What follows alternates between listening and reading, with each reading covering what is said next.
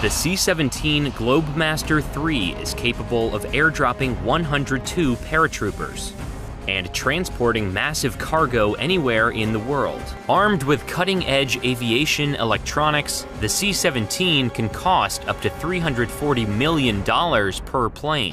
The C-17 has been used to safely transport COVID patients from hostile areas, provide aid to the Philippines after a hurricane in 2013, assist in the evacuations out of Afghanistan in August 2021. Cargo is loaded through these ramps at the back of the aircraft. Doing airdrop is a bit high pressure. The initial decompression is a very strong force. The C-17 is set up to have 188 seated passengers total. The C-17 cockpit has 4 seats. C-17 requires specialized training due to its many unique features. Getting a plane as big and heavy as a fully loaded C-17 to take off requires a lot of power. This design creates nearly twice as much lift as that of a conventional jet airliner.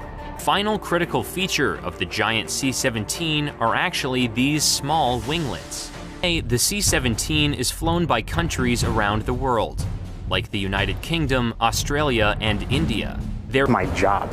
I've been in for 11 years now, and I was originally going to do 4 years and be done. I couldn't get enough of it.